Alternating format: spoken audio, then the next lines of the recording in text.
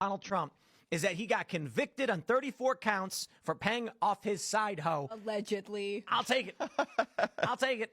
So when I go out and say, I am concerned about the economy in World War III, and you say, man, they try to lock him up for paying up his side hoe, I'd be like, well, as long as we agree to vote for him, whatever motivates you in the morning, I guess. Look, nobody likes any social issues or whatever it is.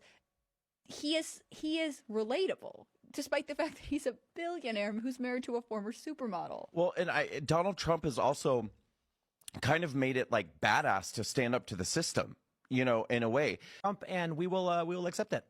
I didn't think that was going to be the principal issue. This guy's got 2 million views already. He posted this at 3 hours ago, 9,300 retweets, 65,000 likes.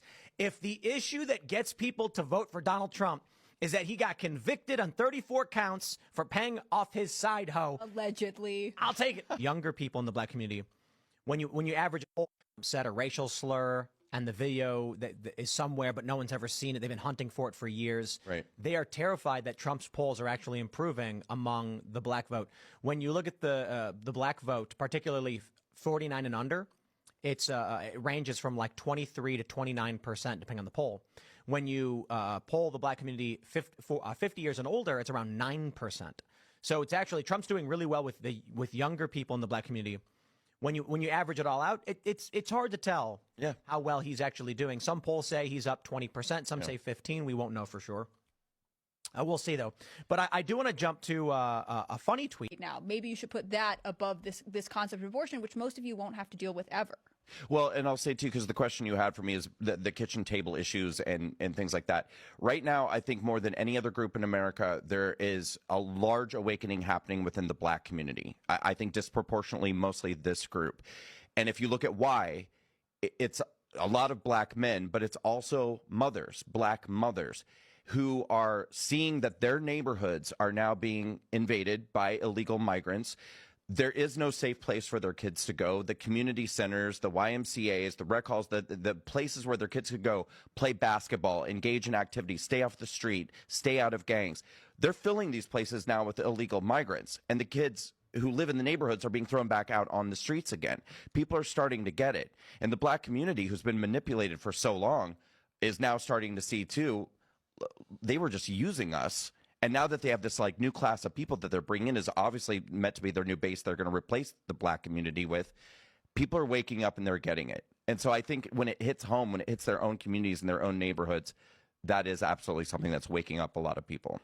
I think that's a big reason why there's a story, which actually we'll get to in a little bit, where they're claiming that Trump said a racial slur and the video that is somewhere, but no one's ever seen. Instead of having to hold Biden to account for the economy, hold Biden to account for the border, hold Biden to account for our declining birth rate and our terrible education system, like anything that voters really, really care about is getting shunted to the side so that both campaigns, Donald Trump's campaign has to, but the Biden campaign can focus on specifically attacking Donald Trump when actually he's the incumbent who has a terrible record right now. He should be the one having to defend all of this stuff. And instead, all of the media is like, no, we won't ask him any hard questions. We are just going to focus on our number one enemy at all times, Donald Trump. Right. It's crazy because they're not really giving any like actual solutions to like, well, if it's not Donald Trump, who is it going to be on their side at least? I'll just ask everybody listening right now, how's the economy going for you?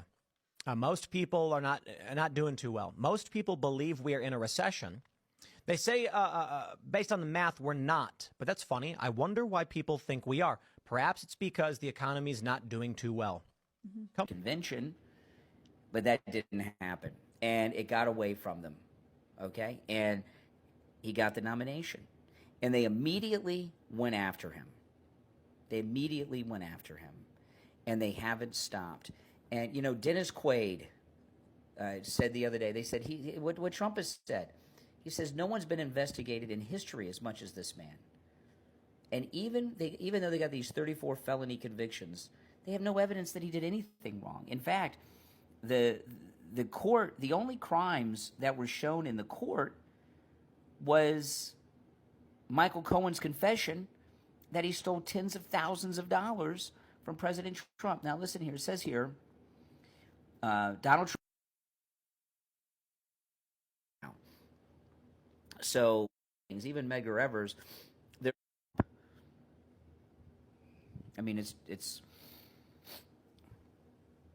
really, it is a shame. It is a shame. This is one of the biggest injustices in modern history. You know, in the past, when you know, I was talking to you guys on the stream this morning about Medgar Evers. Medgar Evers was a civil rights leader, and he was murdered by Democrat Klansmen. Those guys were acquitted, and everybody knew they did it. And they came back years later, and they got him. You know, and sometimes there's injustice, and it's always with the Democrats too.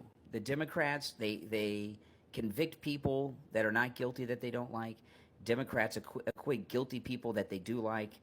Democrats have always done this, all right? They've always done this. And they'll continue to do it. But what's different is there's never been a corrupt criminal case like this that was so public. These other things, even Medgar Evers, you didn't have modern media like you have now. So, you know, people weren't seeing what was going on in real time. And to do this publicly in real time, this has never been done before. So they're not even trying to hide their corruption anymore. And I got to tell you, I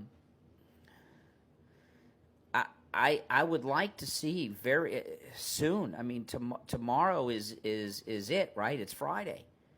I want to see. They are hateful people. The OJ jury was a liberal, racist jury.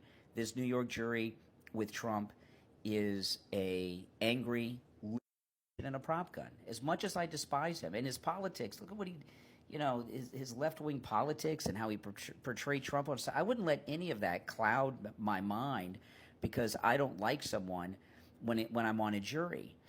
And this jury, they're just like the OJ jury.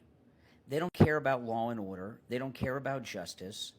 They are hateful people. The OJ jury was a liberal, racist jury. This New York jury with Trump is a angry, liberal jury of a bunch of political hacks that don't care about his guilt or innocence. They just hate the guy. Now, they don't tell themselves, these jurors, they don't tell themselves that they're corrupt and that they just hate him. What these jurors tell themselves is they've saved the country.